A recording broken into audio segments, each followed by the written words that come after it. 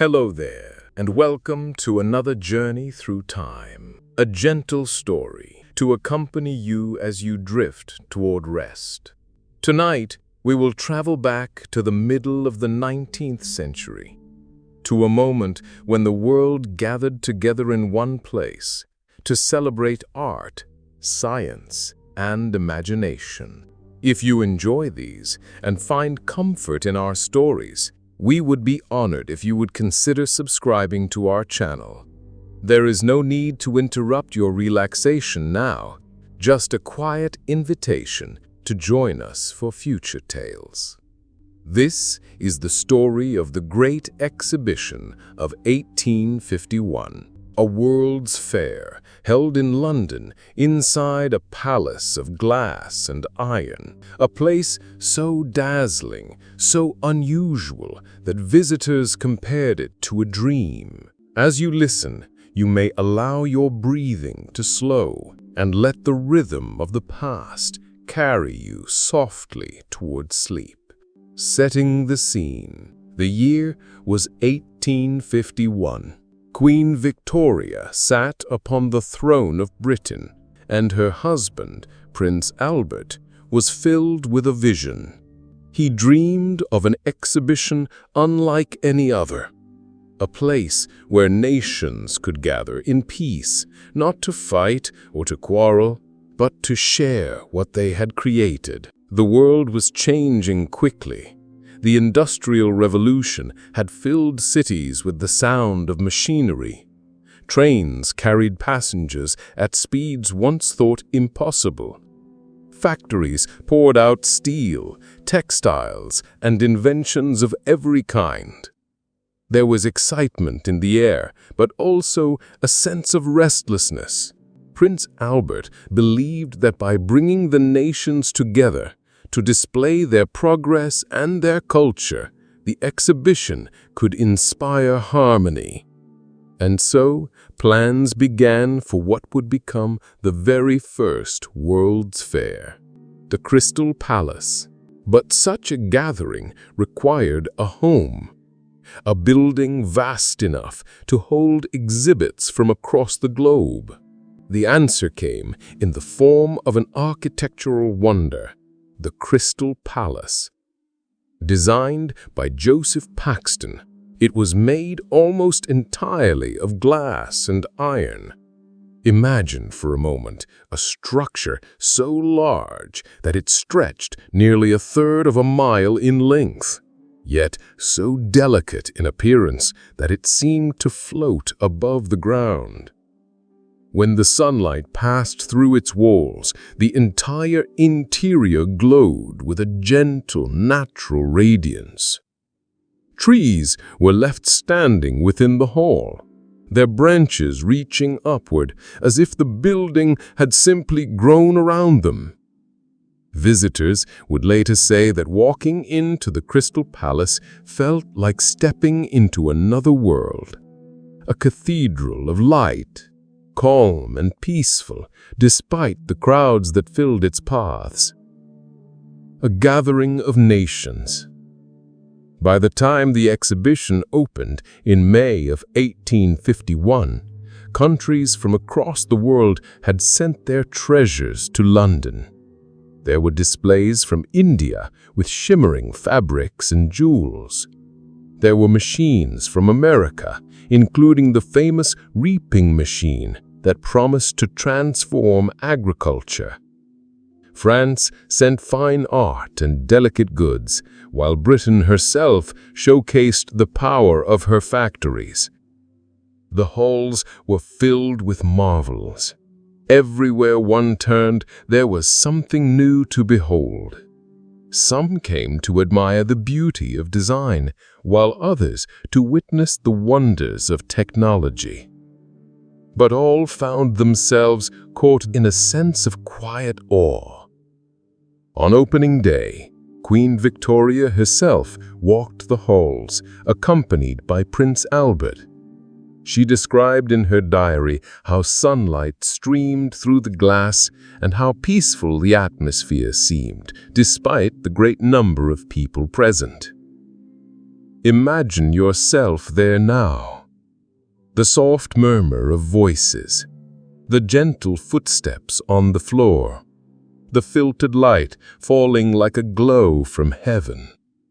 You take a slow breath, allowing yourself to feel at ease. The past unfolds around you, welcoming you into its embrace. And so the great exhibition began, a gathering of nations, a palace of glass, a celebration of human creativity. As we continue this journey, we will walk deeper into its halls, exploring the inventions, the wonders, and the quiet details of life inside this extraordinary event. But for now, you may allow yourself to relax further as we linger at the entrance, bathed in sunlight, ready to wander slowly through the dreamlike halls of the Crystal Palace. And so, we step gently into the Crystal Palace.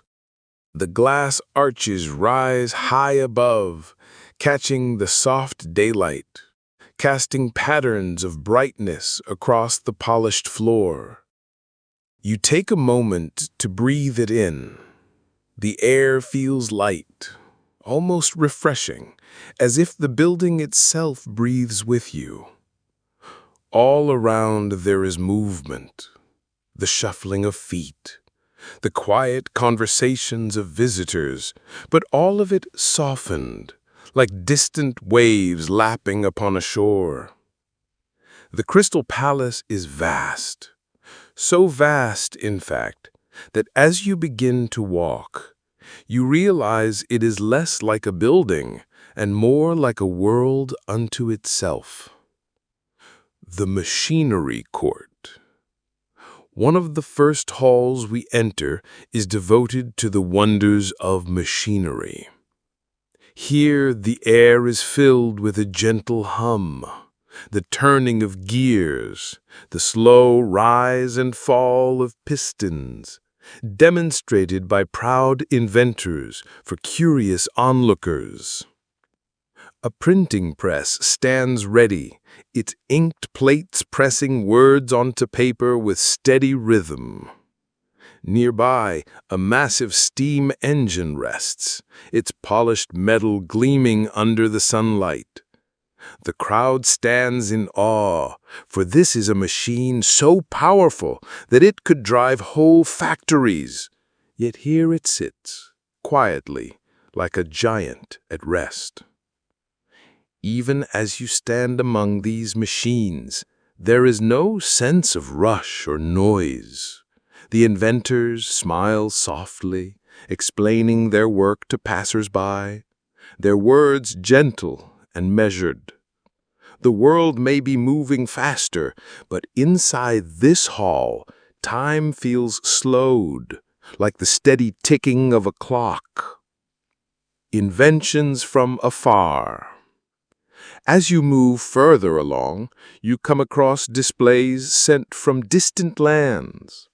From the United States, a new invention, the McCormick Reaper, is shown to visitors.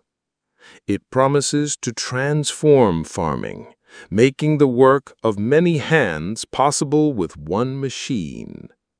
People lean in with curiosity, running their hands gently along the polished wood of its frame. Some whisper in wonder, imagining fields of wheat falling neatly into rows, harvested with ease. Elsewhere, from India, the exhibition showcases fabrics of breathtaking beauty. Silks embroidered with gold hang in long, flowing sheets.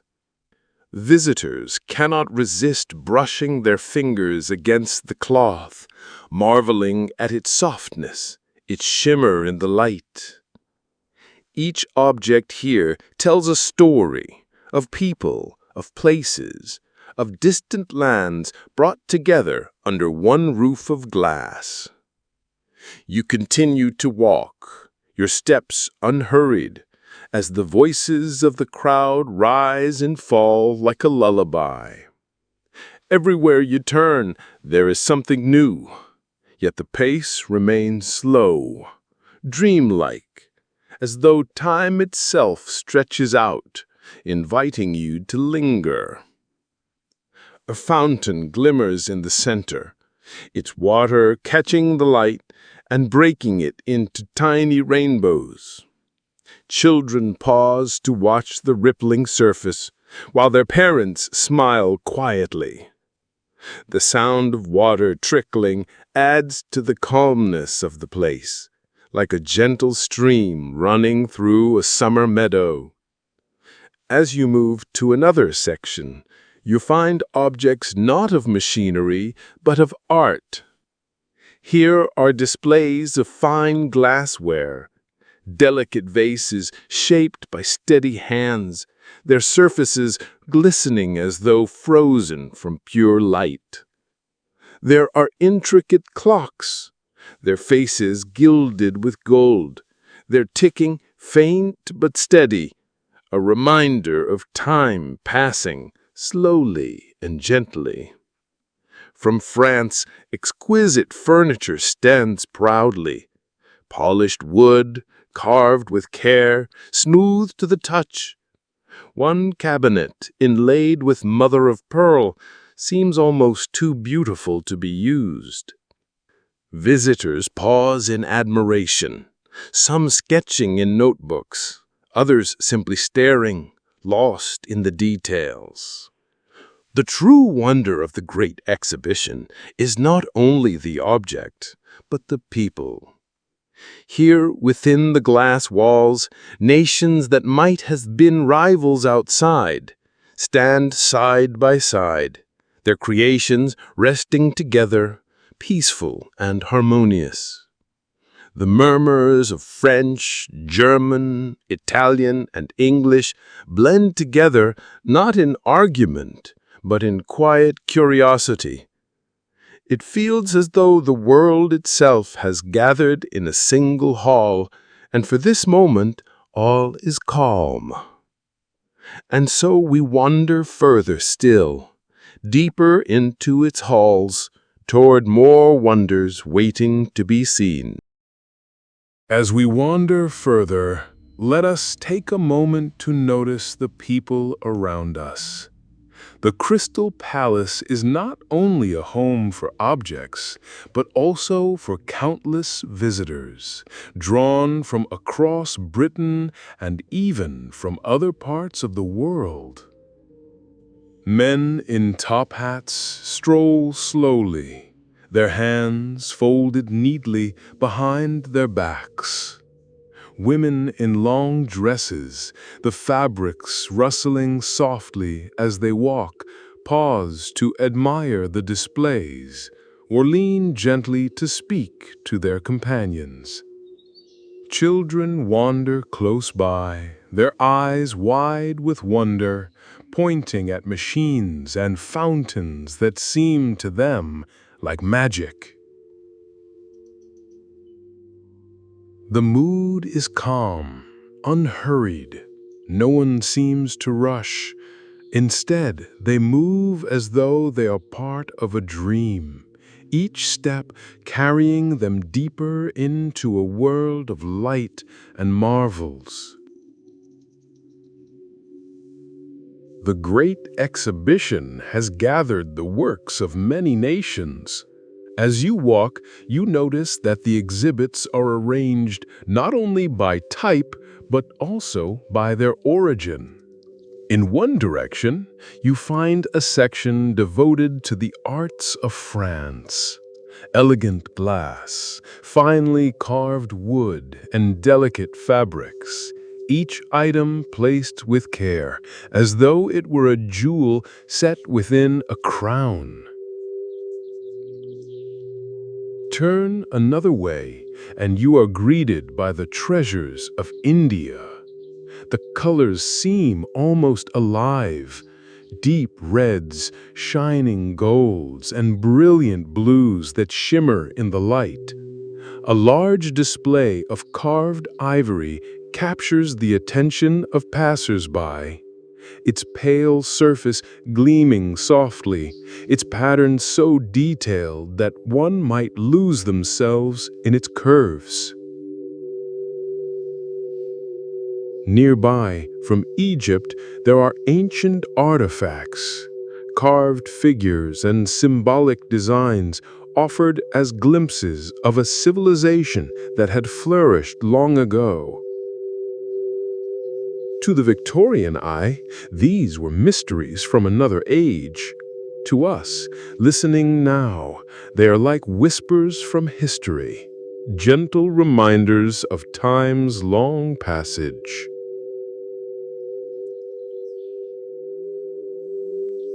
As the hours pass, the atmosphere of the Crystal Palace remains steady and calm. Visitors drift in and out, some staying for a short while, others walking the halls for hours. The light above shifts gently as the sun crosses the sky. Morning beams enter at a soft angle, while in the afternoon the golden glow deepens, painting the halls in warmth. Vendors move quietly, offering refreshments, perhaps lemonade, perhaps a light pastry. The scent of freshly baked bread or sugared treats drifts faintly in the air, carried gently on the breeze that slips through the open doors.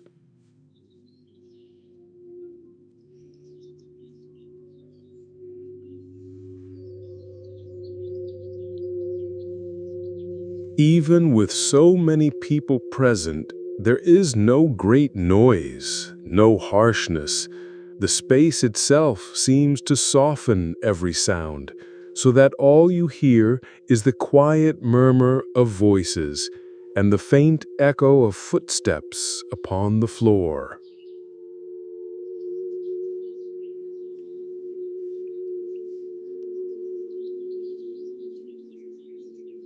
It is worth remembering that in 1851, the world beyond the Crystal Palace was not always so calm. Cities were crowded, the streets filled with smoke and noise. Political tensions stirred across Europe, and poverty was common in many lands. Yet, within these glass walls, for a brief time, there was peace. Nations that might compete outside stood side by side inside, their creations resting together, their people mingling quietly.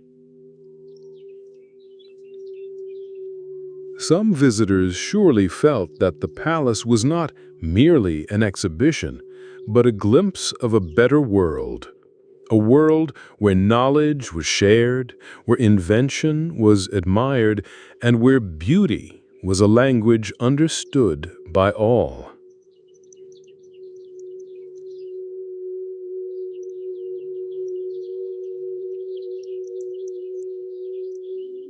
As evening approached, the great halls would slowly empty.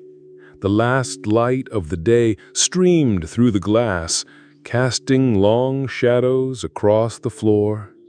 Exhibits that had gleamed under the sun now glowed softly, as if preparing to sleep themselves. Visitors made their way out into the London streets, their minds filled with memories, the shining fabrics, the powerful machines, the graceful architecture. For some, it was a day they would carry forever. For others, it was simply a moment of calm, a pause in the rush of life.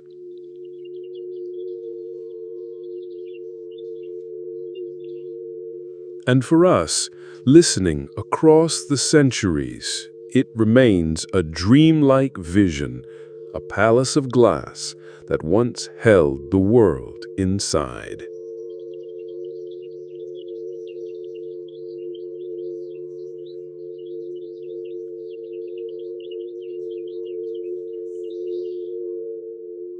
You breathe slowly now, imagining the halls quieting, the fountain stilled, the engines resting. The Crystal Palace. As the days of the Great Exhibition passed, more and more people entered the Crystal Palace. From May to October of 1851, millions walked its halls, each carrying away their own quiet memories.